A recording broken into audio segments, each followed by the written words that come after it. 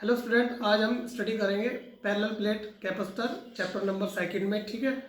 Single conductor वाला capacitor होता है, उसके दो ड्रॉबैक होते हैं। पहला ड्रॉबैक ये होता है कि उसमें कैपेसिटेंस बहुत कम होता है, और दूसरा ड्रॉबैक ये होता है सिंगल कंडक्टर में एनर्जी बाउंडेड नहीं होती है। ठीक है, इसीलिए हम स्टडी करेंगे दो कंडक्टर वाला कैपेसिटर, और उसमें भी हम पैरेलल प्लेट कैपेसिटर को स्टडी करेंगे। ठीक है, पैरेलल प्लेट कैपेसिटर में भी दो कंडक्टर होते हैं। ठीक है, जिसमें फर्स्ट कंडक्टर एक प्लेन शीट होती है और सेकंड कंडक्टर भी एक प्लेन शीट होती है। दोनों पैरेलल रखे होते हैं इस तरीके से। ठीक है, बोर्ड पे देखिए आप लोग, ये आपका पैरेलल प्लेट कैपेसिटर है। ठीक है, ये इसकी फर्स्ट प्लेट है और ये सेकंड प्लेट है, ये दोनों पैरेलल रखे हुए हैं। ठीक है, अब फॉर एग्जांपल अगर ये इनिशियली ब्लैंक यानी न्यूट्रल कंडक्टर रखे हुए हैं दो इस तरीके से। ठीक है, मैंने इस पर चार्ज कैसे प्रोवाइड किया। ठीक है, कैपेसिटर का काम क्या होता है, चार्ज स्टोर करना। तो मैंने इसको चार्ज कैसे प्रोवाइड किया, बैटरी से मैंने इसको कनेक्ट कर दिया इस तरीके से। ये रहा आपका। तो अब होगा क्या, इस फर्स्ट प्लेट से जो नेगेटिव चार्ज है इस तरीके से ट्रेवल करने लगेगा, ऐसे ट्रेवल करेगा। तो इस पर क्या आता जाएगा, धीरे धीरे पॉजिटिव चार्ज आ जाएगा फर्स्ट प्लेट पे, और ये नेगेटिव चार्ज इधर की तरफ फ्लो हो जाएगा इस तरीके से। तो इस वाली प्लेट पर आ जाएगा आपका उतना ही नेगेटिव चार्ज सेकंड प्लेट पे। ठीक है, इस तरीके से आपका ये पैरेलल प्लेट कैपेसिटर चार्ज हो गया है। फॉर एग्जांपल फर्स्ट प्लेट पर टोटल चार्ज आया है +Q, और सेकंड प्लेट पर टोटल चार्ज आया है -Q। उतनी ही वैल्यू का नेगेटिव चार्ज आ जाएगा सेकंड प्लेट पे भी। ठीक है, तो चार्ज स्टोर कर लिया इसने। अब देखिए इलेक्ट्रिक फील्ड डेवलप होगा इस फर्स्ट प्लेट से सेकंड प्लेट की तरफ इस तरीके से। ठीक है, समझ में आ गई। तो एक तरीके से इलेक्ट्रिक फील्ड की फॉर्म में यहाँ पर एनर्जी स्टोर हो जाएगी, potential energy, electrical potential energy store हो जाएगी। और ये एनर्जी आप देख रहे हैं दोनों प्लेट के बीच में बाउंड हो गई है। ये वॉल्यूम है आपकी प्लेट के बीच में, इतनी वॉल्यूम के अंदर एनर्जी बाउंड हो गई है। तो जो आपका सिंगल कंडक्टर था उसमें एनर्जी बाउंड नहीं होती थी, यहाँ पर हमने क्या कर दिया, एनर्जी को बाउंड कर दिया है। ठीक है, अब अगर इधर उधर के जो चार्ज है, यहाँ पर जो चार्ज होंगे आपके एयर मॉलिक्यूल्स हैं या कोई भी चार्जेस हैं इधर के, वो यहाँ पर अट्रैक्ट नहीं होंगे, क्योंकि फील्ड सिर्फ इस वॉल्यूम के अंदर प्रेजेंट है। तो वेस्ट नहीं होगी इधर उधर के जो चार्जेस हैं, इसको अट्रैक्ट करने में एनर्जी ये वेस्ट नहीं होगी। ठीक है, तो बॉन्ड वाली प्रॉब्लम को किसने कर दिया, पैरेलल प्लेट कैपेसिटर ने रिजोल्व कर दिया है। अब देखिए इसका कैपेसिटेंस भी ज़्यादा होता है सिंगल कंडक्टर के रेस्पेक्ट में। ये हम नेक्स्ट लेक्चर में स्टडी करेंगे जब हम डाइलेक्ट्रिक स्लैब को इंसर्ट करेंगे प्लेट के बीच में। ठीक है, तो क्या हो गया, हमारा एनर्जी बाउंड हो गई है। अब हमें फाइंड करना है इस पैरेलल प्लेट कैपेसिटर का कितना कैपेसिटेंस होता है, इलेक्ट्रिक फील्ड कितना है दोनों प्लेट के बीच में, पोटेंशियल डिफरेंस कितना है दोनों प्लेट के बीच में, इलेक्ट्रिकल पोटेंशियल एनर्जी कितनी स्टोर्ड है दोनों प्लेट के बीच में। ये सारी चीज़ें हमें डिटरमाइन करनी है। ठीक है, तो सबसे पहले इलेक्ट्रिक फील्ड की वैल्यू फाइंड करते हैं। ठीक है, ये प्लेट के बीच का सेपरेशन है स्मॉल d, प्लेट का जो एरिया है कैपिटल A है। फर्स्ट प्लेट पर पॉजिटिव Q चार्ज, सेकंड पे -Q charge. Surface charge density let कर ले रहे हैं फर्स्ट प्लेट की +σ, सेकंड प्लेट की -σ हो जाएगी। ठीक है, सरफेस चार्ज डेंसिटी का मतलब होता है चार्ज पर यूनिट एरिया। ठीक है, चलिए तो इलेक्ट्रिक फील्ड निकालते हैं। सबसे पहले आउटर रीजन में निकालते हैं इलेक्ट्रिक फील्ड दोनों प्लेट की वजह से, इस पॉइंट पर फर्स्ट प्लेट की वजह से भी और सेकंड प्लेट की वजह से भी। ठीक है, प्लेट की वजह से, प्लेन शीट की वजह से इलेक्ट्रिक फील्ड का फॉर्मूला क्या होता है, गॉस थ्योरम में पढ़ा था सभी ने। इलेक्ट्रिक फील्ड का फॉर्मूला होता है σ/2ε0। ठीक है, चलिए अब देखिए आप यहां पर इस प्लेट की वजह से इलेक्ट्रिक फील्ड आउटवर्ड डायरेक्शन में होगा।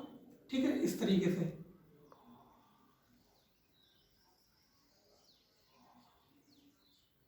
और इसका मैग्नीट्यूड कितना होगा, σ/2ε0 होगा। ओके, इस प्लेट की वजह से इलेक्ट्रिक फील्ड इस पॉइंट पर इनवर्ड डायरेक्शन में होगा। तो ये आपका इस तरीके से हो जाएगा, E due to second plate. Plus की प्लेट से बाहर की तरफ होता है फील्ड, और माइनस की प्लेट के अंदर की तरफ फील्ड होता है परपेंडिकुलर। तो इस पॉइंट पर नेट इलेक्ट्रिक फील्ड क्या होगा आपका, 0 हो जाएगा, क्योंकि दोनों का मैग्नीट्यूड सेम है। बात समझ में आ गई आपको? ठीक है, तो ई फर्स्ट की वैल्यू भी इतनी ही है, ई सेकंड की वैल्यू भी इतनी ही है। इसका मतलब दोनों का जो रिजल्टेंट इलेक्ट्रिक फील्ड होगा वो जीरो हो जाएगा यहाँ पे, तो लिखने की जरूरत नहीं है। ओके, अब यहाँ पर निकालते हैं इस वाले आउटर रीजन में कितना इलेक्ट्रिक फील्ड होगा। इस वाली प्लेट की वजह से इलेक्ट्रिक फील्ड बाहर की तरफ होगा, ये ड्यू टू फर्स्ट, और इस प्लेट की वजह से इलेक्ट्रिक फील्ड इनवर्ड डायरेक्शन में होगा इस तरीके से, ई ड्यू टू सेकेंड। तो दोनों की वैल्यू क्या है आपकी, सिग्मा अपॉन 2 एप्सिलॉन नॉट, तो इन दोनों का रिजल्टेंट भी क्या हो जाएगा, जीरो। अब बात करते हैं दोनों प्लेट के बीच में कितना इलेक्ट्रिक फील्ड होगा नेट। देखिए फर्स्ट प्लेट की वजह से इलेक्ट्रिक फील्ड आपका होगा इस पॉइंट पर, इस डायरेक्शन में, ये आपका फर्स्ट प्लेट की वजह से हो गया, ठीक है। और सेकंड प्लेट की वजह से इनवर्ड डायरेक्शन में होगा, तो सेकंड प्लेट की वजह से इलेक्ट्रिक फील्ड आपका इस डायरेक्शन में हो जाएगा सेकंड प्लेट की वजह से। तो दोनों इलेक्ट्रिक फील्ड एक ही डायरेक्शन में ऐड हो जाएंगे। तो प्लेट के बीच में इलेक्ट्रिक फील्ड कितना होगा, फॉर एग्जांपल आपका ई है, तो ये हो जाएगा ई फर्स्ट प्लस ई सेकंड। ओके, वैल्यू रखते हैं ई फर्स्ट की sigma upon 2 epsilon not, second का मैग्नीट्यूड भी सिग्मा अपॉन 2 एप्सिलॉन नॉट होगा, ठीक है। तो जब इसको सोल्व करेंगे आपका आंसर आएगा सिग्मा अपॉन एप्सिलॉन नॉट। और सिग्मा क्या होता है, सिग्मा होता है बेटा चार्ज पर यूनिट एरिया, ठीक है। तो इसको मैं लिख सकता हूं सिग्मा की जगह Q अपॉन A, ठीक है। इतना इलेक्ट्रिक फील्ड प्लेट के बीच में प्रेजेंट है। हमने फर्स्ट पॉइंट फाइंड कर लिया है, इलेक्ट्रिक फील्ड प्लेट के बीच में कितना होगा, एग्जाम में पूछा जाता है। या तो सिग्मा अपॉन एप्सिलॉन नॉट लिख लो, या फिर सिग्मा की वैल्यू पुट करके ये आ जाएगा Q upon epsilon naught A। Okay, अब आता है आपका सेकंड पॉइंट, दोनों प्लेट के बीच में पोटेंशियल डिफरेंस कितना होगा। पोटेंशियल डिफरेंस का फॉर्मूला होता है, इसको मैं V से इंडिकेट कर रहा हूँ पोटेंशियल डिफरेंस को, ठीक है। पोटेंशियल डिफरेंस कितना होगा आपका, V होता है E डॉट D, ये तो होता है। और E की वैल्यू आपको सभी को पता है क्या होती है, Q अपॉन एप्सिलॉन नॉट, अभी फाइंड करिए, और D यहाँ पर लिख देंगे, तो ये हो जाएगा आपका पोटेंशियल डिफरेंस। कोई प्रॉब्लम, ये पोटेंशियल डिफरेंस निकल गया हमारा। चलिए आगे बढ़ते हैं। थर्ड पॉइंट, दोनों प्लेट का यानी इस पैरेलल प्लेट कैपेसिटर का कैपेसिटेंस कितना होगा। डेफिनेशन के हिसाब से कैपेसिटेंस का जो फॉर्मूला होता है Q अपॉन P होता है, C is equal to Q upon V। चलिए V की वैल्यू हमने अभी फाइंड की है, Q D epsilon naught A, Q D epsilon naught A, ठीक है। Q से Q कैंसिल हो जाएगा, तो यहाँ से कैपेसिटेंस की वैल्यू आ जाएगी आपकी C is equal to epsilon naught A upon D, ठीक है। ये वैल्यू आ जाएगी इस पैरेलल प्लेट कैपेसिटर के कैपेसिटेंस की। बात समझ में आ गई आपको। इलेक्ट्रिक फील्ड निकाल दिया हमने, पोटेंशियल डिफरेंस दोनों प्लेट के बीच में निकाल दिया है, इसका कैपेसिटेंस कितना है ये भी फाइंड कर लिया है। यहाँ से आप देखिए कैपेसिटेंस डिपेंड कर रहा है प्लेट के एरिया पे और प्लेट के बीच के सेपरेशन पे डिपेंड कर रहा है, और एप्सिलॉन नॉट का मतलब क्या होता है, प्लेट के बीच के मीडियम पे डिपेंड कर रहा है। तो कैपेसिटेंस किन किन चीज़ों पर डिपेंड कर रहा है, कैपेसिटेंस डिपेंड कर रहा है आपका एरिया पे, कैपेसिटेंस डिपेंड कर रहा है दोनों के बीच के सेपरेशन पे इन्वर्सली है, और कैपेसिटेंस डिपेंड करता है डिपेंड ऑन मीडियम, ठीक है। एप्सिलॉन लिख लो आप, है ना। अगर आपका दोनों के बीच में वैक्यूम है तो एप्सिलॉन नॉट, अगर कोई मीडियम फिल कर रखा है दोनों प्लेट के बीच में तो एप्सिलॉन आ जाएगा, मीडियम की परमिटिविटी, ठीक है। तो इसको डायरेक्टली प्रोपोर्शनल कर लो, ठीक है। बात समझ में आ गई। यही तो हमने पढ़ाया था सिंगल कंडक्टर में भी कि जो कैपेसिटेंस है वो ज्योमेट्री पे डिपेंड करता है, ठीक है, स्ट्रक्चर पे डिपेंड करता है कंडक्टर की। बात समझ में आ गई। ये आपका चार्ज पे डिपेंड और पोटेंशियल डिफरेंस पे डिपेंड नहीं करता, कैपेसिटेंस ज्योमेट्री पे डिपेंड करता है, यहाँ से देख सकते हैं आप, ठीक है। अब बढ़ते हैं आगे, 3 पॉइंट आ गए, ठीक है। अब चौथा पॉइंट आता है आपका, इस प्लेट के बीच में कितनी इलेक्ट्रिकल पोटेंशियल एनर्जी स्टोर्ड है, ठीक है। ये 3 पॉइंट तो हमने निकाल लिए, चौथा पॉइंट है कितनी पोटेंशियल एनर्जी स्टोर्ड है इस पैरेलल प्लेट कैपेसिटर के अंदर। ठीक है, बात समझ में आई आपको। फोर्थ पॉइंट है आपका इलेक्ट्रिकल पोटेंशियल एनर्जी कितनी स्टोर्ड होगी इन दोनों प्लेट के बीच में, किसकी फॉर्म में, इलेक्ट्रिक फील्ड की फॉर्म में। देखिए हम इसको कैसे करते हैं इलेक्ट्रिकल पोटेंशियल एनर्जी की वैल्यू कैसे फाइंड करते हैं। इलेक्ट्रिकल पोटेंशियल एनर्जी का मतलब क्या है, इनिशियल दोनों प्लेट क्या है आपकी, क्या है, न्यूट्रल है। ठीक है, इन पर कोई चार्ज नहीं है, हमने एज्यूम किया है इनिशियली। ठीक है, ये आपका है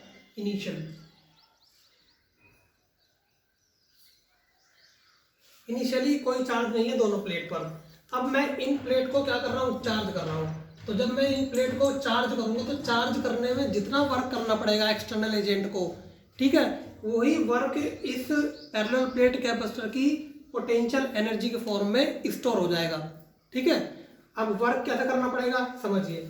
फॉर एग्जांपल एक मैं मेथड यूज करता हूँ चार्ज करने के लिए इन दोनों प्लेट को।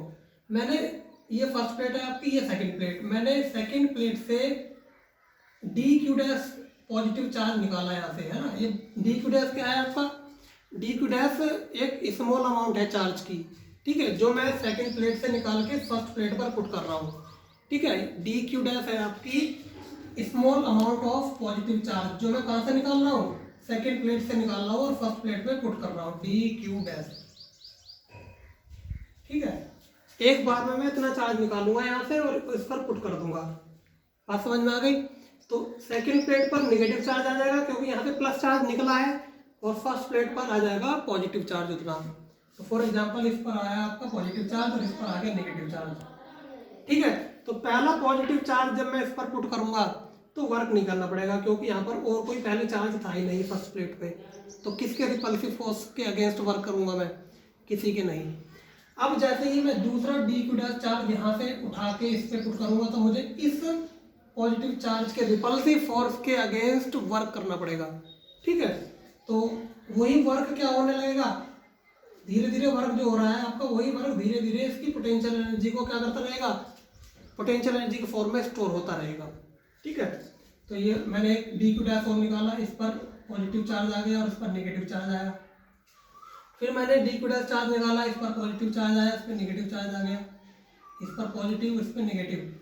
धीरे धीरे आप देख रहे हैं वर्क भी धीरे धीरे बढ़ता जा रहा है। ठीक है, क्यों बढ़ता जा रहा है, क्योंकि रिपल्सिव फोर्स की वैल्यू बढ़ती जा रही है ना। यहाँ से मैं इसको उठा के यहाँ पर रख रहा हूँ, तो लास्ट में अगर मैंने ये वाला चार्ज रखा तो इनमें 3 चार्ज के रिपल्सिव फोर्स के अगेंस्ट वर्क करना पड़ेगा, तो वर्क जो है धीरे धीरे बढ़ रहा है। ठीक है, बात समझ में आ गई। तो मैं एक इंटरमीडिएट सिचुएशन ले रहा हूँ, कोई भी एक पर्टिकुलर टाइम ले रहा हूँ जिस टाइम पर फर्स्ट प्लेट पर आया है आपका प्लस क्यू डैश चार्ज और सेकंड प्लेट पर माइनस क्यू डैश चार्ज आया है, और प्लेट के बीच में कितना पोटेंशियल डिफरेंस आ गया, वी डैश। ये अभी पूरा चार्ज नहीं आया फर्स्ट प्लेट पर। ठीक है, चार्ज हमें टोटल पुट करना है 0 से Q तक। इनिशियली तो चार्ज 0 था, टोटल चार्ज Q पुट करना है। ये एक टाइम, पर्टिकुलर टाइम पे मैंने यानी एक इंटरमीडिएट सिचुएशन ली है। इस सिचुएशन में इतना चार्ज आ गया है इस पे, और इस पर इतना माइनस का चार्ज आ गया है क्यू डैश।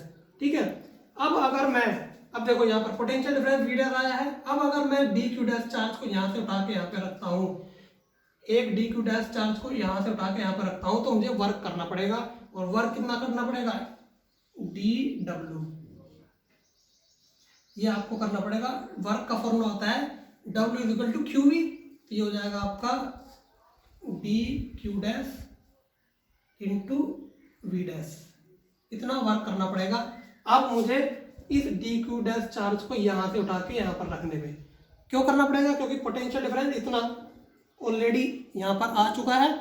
ठीक है, तो इतने पोटेंशियल डिफरेंस पे जब मैं यहाँ से चार्ज उठा के यहाँ पर रखूंगा तो इतना मुझे वर्क करना पड़ेगा। ये डेफिनेशन होती है पोटेंशियल डिफरेंस की। ठीक है, आप सभी ने पढ़ी होगी। Delta V is equal to क्या होता है आपका, delta V is equal to work done per unit charge. ये तो होता है आपका पोटेंशियल डिफरेंस का फॉर्मूला। तो इसी की हेल्प से मैं क्या कर रहा हूँ, अब स्मॉल वर्क की वैल्यू को कैलकुलेट कर रहा हूँ। एक डी क्यू डैश को यहाँ से उठा के यहाँ तक रखने में इतना वर्क करना पड़ रहा है। ठीक है, बात समझ में आ गई। तो ऐसे ऐसे बहुत सारे डी क्यू डैश चार्ज होंगे जो मुझे यहाँ से उठा के यहाँ तक रखने हैं, तभी तो टोटल चार्ज इतना बैठेगा। क्यों, तो डी क्यू डैश चार्ज को उठा के फर्स्ट सेकंड प्लेट से फर्स्ट पर लेकर आ रहा हूँ, इतना वर्क करना पड़ रहा है।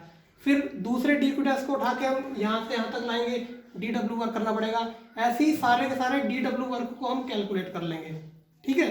फिर उनका क्या कर देंगे हम, समेशन कर देंगे, तो टोटल वर्क निकल जाएगा। वही वर्क इसकी पोटेंशियल एनर्जी के फॉर्म में स्टोर हो जाएगा। लेकिन ये समेशन करना डिफिकल्ट होगा, इसलिए मैं क्या करूँगा, मैंने डी क्यू डैश को यहाँ से उठा के यहाँ पर रखने में इतना वर्क कैलकुलेट कर लिया। अब टोटल वर्क मुझे कैलकुलेट करना है, तो मैं क्या कर दूंगा, इस स्मॉल वर्क का इंटीग्रेशन कर दूंगा। तो टोटल वर्क कितना होगा आपका, टोटल वर्क होगा बेटा इंटीग्रेशन, कितना चार्ज पुट करना है आपको, 0 से Q तक चार्ज पुट करना है इस प्लेट पे, तो ये हो जाएगा आपका D Q dash dot V dash,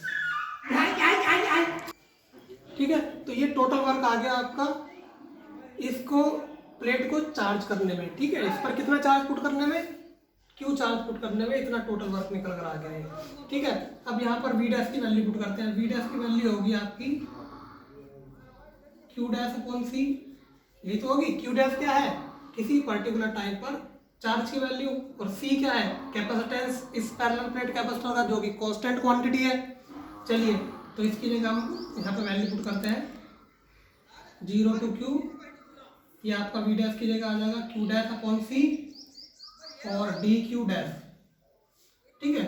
अब ठीक है, तो C क्या है, कांस्टेंट क्वांटिटी है, इसको हम कॉमन ले लेंगे, तो 1 अपॉन C इंटीग्रेशन करना है हमें किसका, Q डैश का,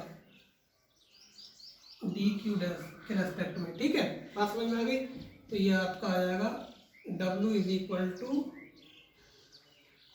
ठीक है, इसका इंटीग्रेशन हो जाएगा Q dash square by 2, limit कितनी पुट करनी है, लिमिट पुट करनी है Q एंड 0 1 अपॉन C। एक बार Q डैश की जगह हम रिप्लेस करेंगे Q को, और एक बार Q डैश से रिप्लेस करेंगे 0 को, बीच में माइनस लगाएंगे, तो यह आ जाएगा 1 upon C Q square by 2 minus 0 square by 2, okay.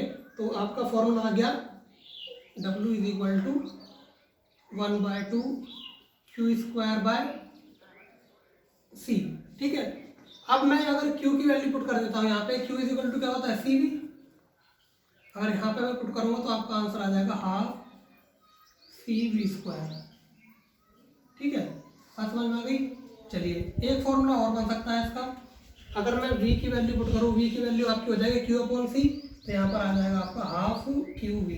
ये तीन फॉर्मूले आपके वर्क डन के निकल कर आ जाते हैं, ठीक है। Half Q square by C, CV square, half QV, जो भी वैल्यू आपको गिवन होगी न्यूमेरिकल में वो हम यूज कर लेंगे तीनों में से, ठीक है। ये वर्क डन निकल कर आ गया, चार्ज करने में पैरेलल प्लेट कैपेसिटर को इतना वर्क डन आ गया, ठीक है। अब यही वर्क डन क्या होगा, इसकी पोटेंशियल एनर्जी के फॉर्म में स्टोर हो जाएगा, तो यही आपका हो जाएगा आपका पोटेंशियल एनर्जी, ठीक है। आप इसको ऐसे भी समझ सकते हो, हमने स्टडी कर रखा है U final minus U initial आपका वर्क डन होता है, work done by external agent, यही तो होता है फॉर्मूला, ठीक है। इसको हम ऐसे भी समझ सकते हैं, इनिशियली आपका जो कैपेसिटर है उस पर कोई चार्ज नहीं है, जब कोई चार्ज ही नहीं है तो इसकी इनिशियल पोटेंशियल एनर्जी क्या होगी, 0, तो इनिशियल पोटेंशियल एनर्जी आपकी 0 हो जाएगी। फाइनल हमारी कितनी है, इतनी हमने कैलकुलेट की है, तो यही आपका क्या हो जाएगा, इस फॉर्मूले से भी यही वैल्यू निकल कर आ जाएगी, U final is equal to W external, और W कितना फाइंड किया आपने, half Q square by C, तो इसको मैं ऐसे भी लिख सकता हूँ यहाँ पे, है ना। इस तरीके से भी आप समझ सकते हैं, कोई प्रॉब्लम वाली बात नहीं है, ठीक है। बात समझ में आ गई आपको, ओके बेटा।